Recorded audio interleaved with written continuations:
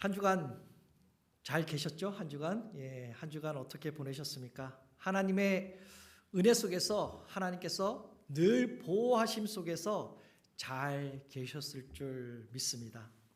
지난주는 여러분들 마더스데이죠? 여러분들 마더스데이인데 여러분들 혹시나 살아계신 부모님한테 아버님이나 어머님한테 전화를 드리고 또한 함께 근처에 계시면 함께 식사를 또 하신 그날도 그날이었을 것입니다. 귀한 마더스데이 보내셨을 줄 믿습니다.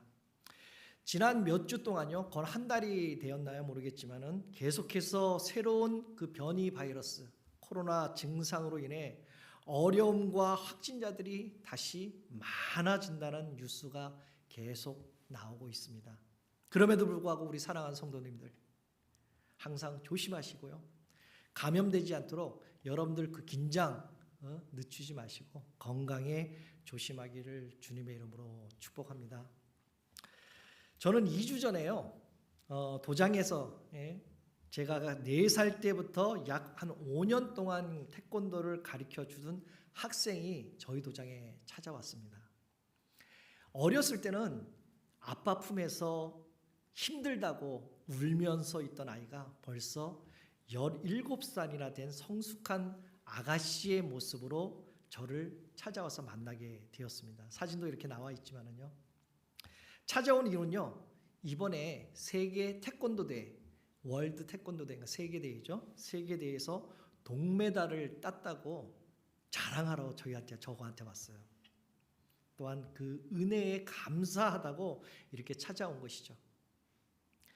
세계대회는요. 이 다른 대회보다는 태권도 대회는 세계대회는 올림픽과 같은 대회로 취급합니다. 그래서 여기에서 메달을 따면요. 올림픽에서 메달을 딴 거라 같은 그러한 취급을 받습니다. 영광을 받습니다. 얼마나 대단한 거잖아요. 그 수많은 나라에서 동메달 3위에 됐다는 건 최고가 됐다는 것은 아주 훌륭한 일입니다. 저는 처음 배우는 그 태권도를 처음 배우는 애들에게 기본적인 거 그런 태권도를 가르쳐주는 그 일만 했을 뿐인데 이렇게 큰 대회에서 미국 국가대표 선수로 세계대회에 가서 동메달을 획득했다는 것에 저는 상당히 기뻤습니다. 그동안 자기를 가르쳐주는 그 사범들이 저 말고도 많이 있었을 거잖아요. 많이 있었을 텐데 그래도 그 친구와 그 부모님은 제가 그래도 자기를 처음 가르쳐주는 첫 사범, 첫 마스터라고 생각하면서 감사하다고 이렇게 지난 2주 전에 찾아오게 되었습니다. 어쩌면 제가 요즘에 좀 마음이 좀 편하진 않아요. 이렇게 울적해요, 많이. 울적한 그 마음 쪽에 근심하고 있을 때 좀 더 힘내라고 평안과 기쁨을 되찾으라고 혹시 하나님께서 저에게 보내신 그 천사가 아니었나 그런 생각을 했습니다. 좀 우울할 때, 좀 이렇게 힘이 없고 좀 축 처졌을 때 뭔가 좀 이렇게 기쁨이 오면 좀 활력소가 생기잖아요. 아마 그랬던 거 아닌가라는 생각을 했습니다. 그래서 그 친구가 와서 제가 좀 이제 어깨가 좀 이렇게 좀 들썩들썩하면서 학부모들한테 내가 4살 때부터 가르쳤던 애라고 학생이라고 이렇게 자랑도 하고 몇 명 되진 않지만은 그래도 그 시간에 같은 우리 아이들하고 태권도 클래스를 하면서 기쁨을 함께 맞이했습니다. 사랑하는 성도 여러분, 여러분들은 지금 얼마나 여러분들 그 현재 생활에서 누리고 있는 평안과 기쁨이 얼마만큼 있으십니까? 평안과 기쁨을 여러분들 그 생활 속에서 지금 일상생활 속에서 누리고 계시고 있으십니까? 혹시 그 평안과 기쁨이 혹시 당연한 거 아닌가라는 그러한 생각도 그러한 착각도 하지는 않습니까? 오늘 본문 그 시편 4편은요. 다윗이 고난과 믿음의 결단이 나타나는 탄식의 시입니다. 시편 3편 우리가 그 전 시편 3편은요. 아침에 불렀던 찬송의 시라면 오늘 우리의 본문의 시편의 4편은요. 저녁에 부르는 찬송의 시라고 불리기도 한다는 것이죠. 고통 중에 하루를 마무리하는 저녁에 하나님께 감사하다라고 기도를 드리는 그러한 말씀이기도 합니다. 오늘 본문은 다윗이 아들 압살롬에게 내쫓겨서 예루살렘으로 도망 나온 지, 쫓겨난 지 이틀 밤이 되었습니다. 안식을 누릴 수 없는 그 위협적인 상황에서도 다윗은 그 철저히 하나님을 의지하는 그 빛나는 믿음을 오늘 본문 1절에서 이렇게 고백하고 있죠. 내 의의 하나님이여 내가 부를 때에 응답하시옵소서라고 이렇게 고백합니다. 다윗은 하나님을 내 의의 하나님이라고 이렇게 고백하고 있잖아요. 다윗은 인생의 고난 속에서 하나님을 불렀다는 것이죠. 다른 것을 찾는 것이 아니라 하나님을 찾았다는 것입니다. 또한 다윗은 1절 하반절에 이렇게 말씀하죠. 곤란 중에 나를 너그럽게 하셨사오니 내게 은혜를 베푸사 나의 기도를 들으시옵소서. 하나님이 곤란 중에도 너그럽게 하시는 분이라고 고백하고 있습니다. 사랑하는 성도 여러분, 여러분들은 어려울 때 제일 필요한 마음 자세가 과연 무엇이라고 생각하십니까? 어려울 때 바로 너그러움이라는 것이죠. 내가 어려울 뿐만 아니라 내 친구가, 내 이웃이 어려울 때 필요한 것은 바로 너그러움이라는 것이죠. 너그러운 마음이라는 그 무엇을 표현하는 말입니까? 바로 다른 이들에게, 다른 사람을 품을 수 있는 그 공간이 넓다라는 뜻을 말하고 있습니다. 다시 말해서 마음에 여유가 있다는 것을 의미하는 것이죠. 너그러운 마음이라는 말은요, 성경은 어떻게 말하느냐? 바로 은혜라고 말하고 있습니다. 다시 말해서 너그럽게 대하는 것은 바로 은혜를 베푸는, 다른 사람에게 은혜를 베푸는 그런 행위라고 오늘 성경은 말하고 있습니다. 은혜는 받을 자격 없는 사람에게 주어지는 특별한 은총이죠. 너그러움도 마찬가지라는 것이죠. 받을 자격을 따지지 않고 상대를 편안하게 대할 수 있는 그 마음이 바로 평안이라는 것입니다. 오늘 본문 1절에서 너그럽게 하셨사오니라는 히브리어로는 히르하부타라고 말을 하는데요. 좁은 곳에 포위되어 꼼짝달싹 못하는 상태에서 벗어나 넓은 곳으로 나오게 하셨다라는 그러한 뜻을 얘기합니다. 좀 더 쉽게 말한다면 하나님께서 다윗을 대적들에게 생명의 위협을 느끼는 그 압박 속에서 벗어나도록, 풀려나도록 구원을 베푸셨다라는 뜻을 오늘 말하고 있는 것이죠.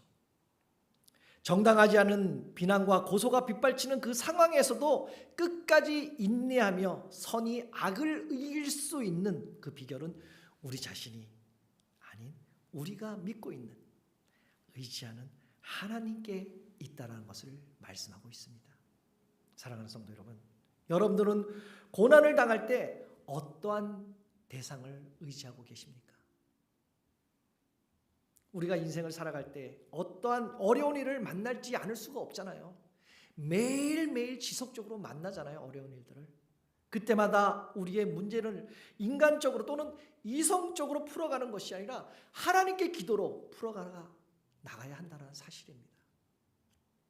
오늘 본문의 다윗은 하나님이 응답해 주시라는 분명한 확신을 가지고 하나님을 부릅니다. 그러나 하나님께 어떤 성품을 가지고 고백하느냐를 보면 기도하는 사람의 영적 상태를 볼 수가 있잖아요. 어떠한 마음으로, 어떠한 성품으로 하나님께 고백을 하느냐. 보통 죄를 범한 그 사람들은요, 하나님께 용서하는 그런 사람들은 이렇게 고백을 한다 그럽니다. 긍휼의 하나님, 사랑의 하나님, 또한 그 용서의 하나님이라고 이렇게 부를 것입니다. 하지만 다윗은 그렇게 부르지 않고 다윗은 이렇게 부르죠. 의의 하나님이라고 불렀다는 것이죠. 그러나 이 9절 1절을 자세히 곰곰이 한번 읽어보시면요, 잘 묵상하시면 다윗이 자신의 결백과 그 억울함을 하나님께 호소하고 있다라는 사실을 알 수가 있다라는 것이죠. 사랑하는 성도 여러분, 여러분들은 지금 고통 가운데 계시다면 하나님 앞에 나오시기를 바랍니다. 지금 억울한 가운데 계시다면 모든 일을 멈추고 하나님께 나오시기를 바랍니다. 우리의 노력보다 더 중요하고 결정적인 것은요, 하나님 앞에 나와 하나님의 도움을 바라는 것입니다. 다윗은 하나님을 전혀 알지 못하는 그 사람들을 향해서 오늘 본문 2절에 이렇게 말씀하고 있죠. 인생들아, 어느 때까지 나의 영광을 바꾸어 욕되게 하며 헛된 일을 좋아하고 거짓을 구하는가라고 안타까워합니다. 대적들은 왜 다윗의 그 영광을 바꾸어서 욕이 되게 하셨습니까? 사람의 재성은 좋은 것들 또한 헛된 것으로 바꾸려는 그 성향이 있기 때문입니다.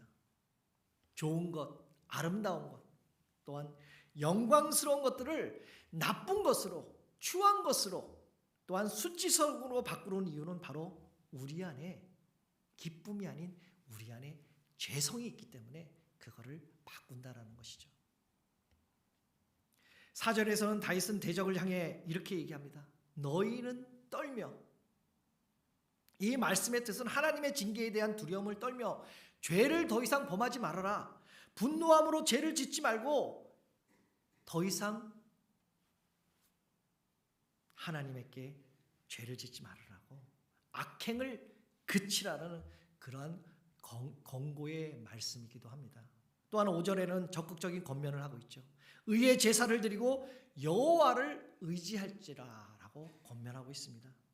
율법에 따라 동물을 잡아 제사를 드리는 그런 형식적인 제사를 말하는 것이 아니라 하나님께 받을 만한 그러한 진실된 제사를 하나님 앞에 드리라라고 말씀하고 있는 것이죠. 악인의 살 길은 바로 의로우신 그 하나님께 돌아오는 것밖에 없습니다. 따라서 다윗은 이스라엘 속에서 허사와 거짓으로 악을 행하는 저들의 죄를 돌이켜 의로운 제사로, 그냥 형식적인 제사가 아니라 의로운 제사로 하나님과 바른 관계를 회복하고 하나님만을 의지하도록 적극적으로 오늘 그들에게 권면하고 있다라는 것이죠. 다윗이 지은 그 시편은요, 하나님께 부르짖는 기도의 고백입니다. 시편이 모두 총 150편이 되어 있죠. 150편 중에 70편이 넘는 그 시편을 다윗이 썼습니다. 그 70편이 넘는 시편을 고난 그 가운데, 고난 인생 가운데 다윗은 썼다라는 것이죠. 광야에서 고생할 때 시시각각 조여오는 그 죽음의 공포를 피해 다니면서 하나님을 부르며 시를 썼습니다. 하나님을 간절히 부르고 찾는 귀한 기도의 고백들로 썼기 때문에 오늘 우리가 이렇게 우리의 시편을 읽다 보면 우리의 심금을 좀 울리는 경우가 많잖아요. 그렇게 울리는 심금을 울리는 시편의 고백이 되었다라는 것이죠. 어떤 사람들은 어려운 일을 겪으면 사람들을 찾습니다. 사람들을 부릅니다. 사람들을 찾아 만납니다. 또한 물질을 찾고 있습니다. 또한 과거의 경험을 끄집어서 그거를 다시 반복하거나 그 이야기를 하는 경우도 있습니다. 하지만 진실로 어려움을 극복하기 위해서는 바로 하나님을 찾아야 한다는 것이죠. 이스라엘 백성들이 광야에서 40년간을 방황할 때 모세와 여호수아는 바로 하나님을 찾았다는 것이죠. 하지만 대부분 이스라엘 백성들은 하나님을 부르지 않았기 때문에, 찾았기 않았기 때문에 이집트, 다시 말해서 애굽을 그리워했다라는 것이죠. 애굽에서 노예 생활을 했었지만은 오히려 그들은 그 시간을 그리워했고 광야에서 그 힘든 어려운 것을 극복해 나가는 것이라, 그때도 노예로 살았지만 그때가 더 좋았더라고, 편했더라고, 그렇게 과거에 집착했습니다. 그렇기 때문에 그들은 하나님께서 이미 준비해 놓으신 그 가나안 땅에 들어가지 못했던 것이죠. 왜? 과거에 집착했기 때문에. 앞에 큰 은혜가 있음에도 불구하고 내 과거가 더 좋았다라고 생각했기 때문입니다. 여러분들은 고난을 겪으면 누구를 찾고 계십니까? 어디를 가고 계십니까? 겪는 고난을 잘 이기기에 원하신다면 바로 하나님을 찾기를 바랍니다. 부르짖기도 하고요. 묵상하기도 하면서 하나님을 찾으신다면 바로 그때 하나님이 만나 주실 겁니다. 만약 그때 하나님이 만나 주지 않는다면, 응답해 주시지 않는다면 나중에 훗날 시간이 지나고 나면 그때 하나님께서 나의 기도를 응답해 주셨다고 아마 고백하게 될 것입니다. 그런 경우가 많잖아요, 여러분들. 다윗은 하나님과 온전한 관계에서 오는 기쁨과 축복을 무엇인지 알고 있었습니다. 그래서 오늘 본문 7절에 이렇게 고백하고 있죠. 주께서 내 마음에 두신 기쁨은 그들의 곡식과 새 포도주가 풍성할 때보다 더 낫다라고 말씀하고 있습니다. 다윗은 그 어떤 세상적인 기쁨이나 자기의 그 소유로 인한 외적인 만족보다 더 중요한 게 있다라고 오늘 고백하고 있잖아요.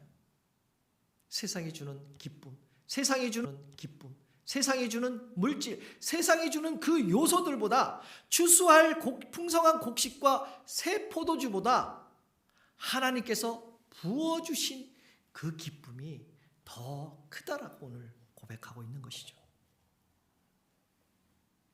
특별히 오늘 마지막으로 결론으로 여러분에게 8절을 통해 이렇게 평안함을 주십니다. 오늘 내가 평안히 눕고 자기도 하리니 나를 안전히 살게 하시는 이는 오직 여호와이시라고 말씀하고 있습니다. 이 말씀을 여러분들 믿으십니까? 정말 나를 안전하게 살게 하시는 이가 오직 하나님이시라는 것을 여러분들 정말 믿으십니까? 우리의 남은 인생의 시간들을 사는 동안 슬프고 힘들고 또한 어려움에 처할 때 제일 먼저 생각나는 믿음의 단어가 바로 평안이라는 것이죠.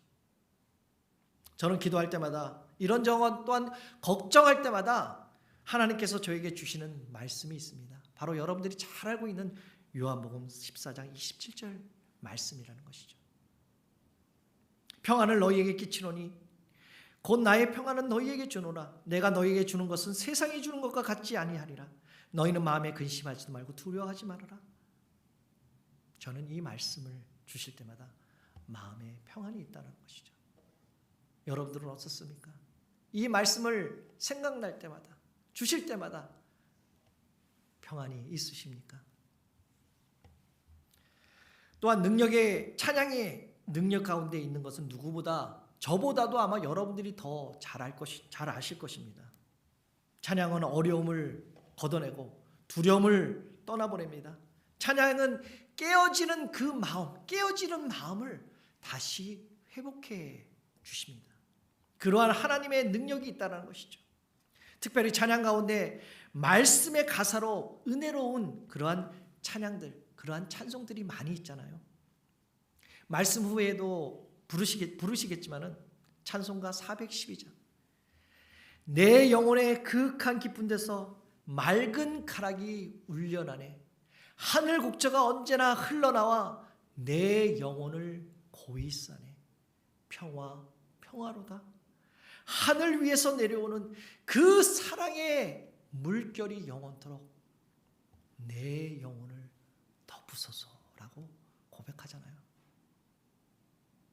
저는 말씀을 준비하면서 이 찬양이 제 입술에서 계속 돌았습니다. 운전할 때나 또한 묵상할 때나 또한 그냥 아무 생각 없이 그냥 앉아 있을 때도 이 찬양이 계속 입에서 맴돌았습니다. 내 영혼이 힘들고 어렵지만 하늘에서 내려오는 그 기쁨과 평화가 힘들고 쓸쓸한 내 영혼을 오늘 감싸준다라고 고백하지 않습니까? 저와 여러분들은 새 노래를 부르는 사람들 아닙니까?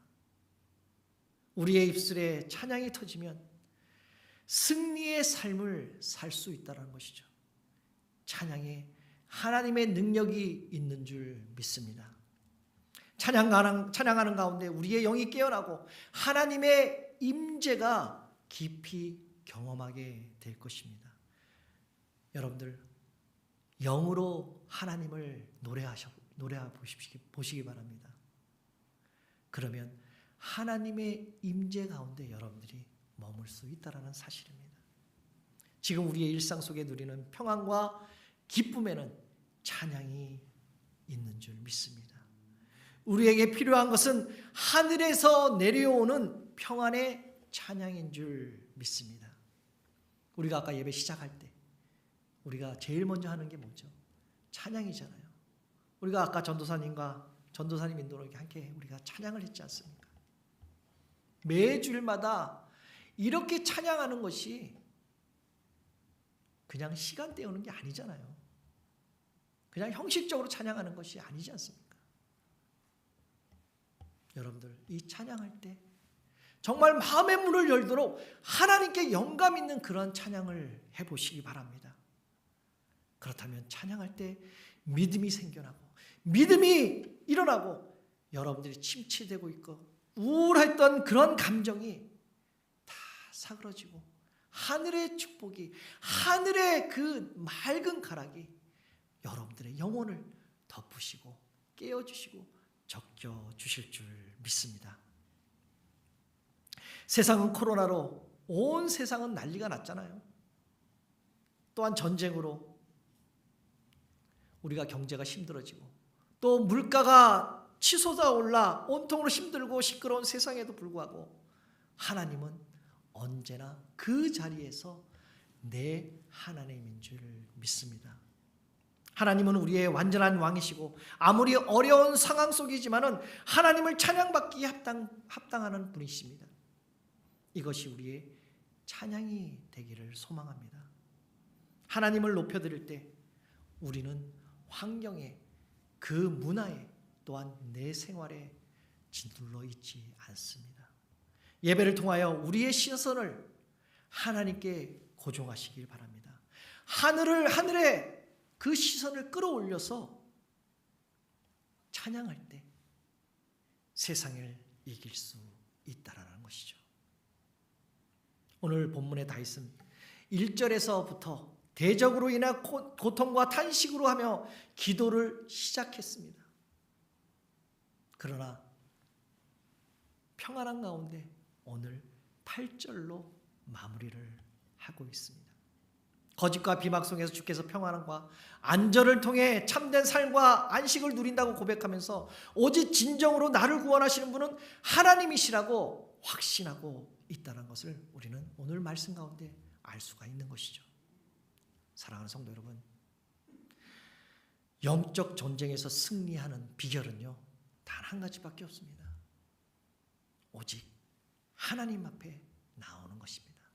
영적에 승리하는 길은 하나님을 붙드는 사실이라는 것을 믿으시기를 바랍니다. 저는 여러분들보다 인생은 오래 살지는 못했지만 인생을 살다 보면요, 나에게 아픔을 주는 그런 사람들을 많이 만날 수 있잖아요. 또한 죽을 만큼 내가 그 고통 가운데 괴로운 상황 속에 빠져들 때가 있지 않습니까? 여러분들은 그럴 때마다 어떻게 극복하십니까? 그 상황 속에서 그냥 계시지 않습니까? 그때마다 하나님을 찾으시길 바랍니다.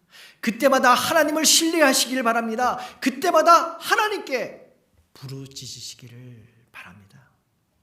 하루 일과가 시작하고 하루 일과를 마감할 때 근심과 염려와 두려움이 그 평안 속에서 여러분들 잠자리에 드는 것, 평안하게 잠자리에 드는 것, 그렇게 안전하게 살게 하는 분이 역시 하나님이라는 것, 그렇게 고백하는 것이 정말 우리의 삶 속에서 대단한 삶이 아닙니까? 그 평안함 주시는 분이 하나님이라는 것을 믿고 의지하는 게 그게 바로 대단한 삶이라는 것이죠. 우리의 삶 속에 고난과 환난들이 없으면 얼마나 좋겠습니까? 문제가 없으면 얼마나 좋겠습니까? 하지만 우리 그리스도인들은 고난과 환난이 없다면 진정으로 하나님을 바라보는 그 믿음을 지켜나가기가 쉽지 않다라는 것이죠. 이제 여러분들도 다윗처럼 조건과 상황을 뛰어넘는 그 기쁨과 깊은 평안을 누리시기를 주님의 이름으로 축복합니다. 이렇게 오늘 본문 4편은요, 우리 인간들에게 또한 우리들에게, 여러분들에게 가장 큰 기쁨이 무엇인지를 알려주는 오늘 말씀입니다. 바로 하나님께 주시는 기쁨이야말로 다른 그 기쁨보다 더 큰 기쁨이 없다라는 것이죠. 하나님 그 어떤 형편과 처지에서 우리를 지켜주시고 돌보아 주신 가운데 우리와 바로 옆에서 함께 하고 계시다라는 것이죠.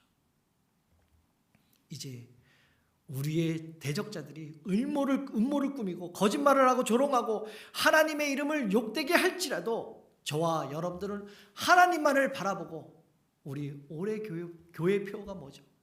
올해 교회 표. 서로 이해하고 용서하고 사랑으로 하나가 되어서 세상을 품고 섬기며 영혼 구원에 힘쓰는 교회가 되자라는 그 표 아닙니까? 다시 말해서 영혼 구원에 앞장서는 교회가 되자는 것이죠. 영혼 구원에 앞장서는 우리 여러분들이 되시기를 주님의 이름으로 축복합니다. 이제 더 이상 세상에 비굴하게 살지 마십시오. 더 이상 세상 유혹에 여러분들의 인생을 더 이상 맡기지 마시기 바랍니다. 이제 복음을 모르는 그 사람들 앞에 여러분들 허리를 구부리는 게 아니라 어깨를 펴고 당당하게 서시기를 바랍니다.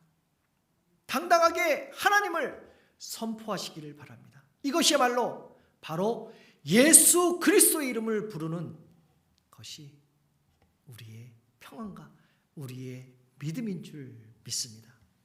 이제 말씀을 맺겠습니다.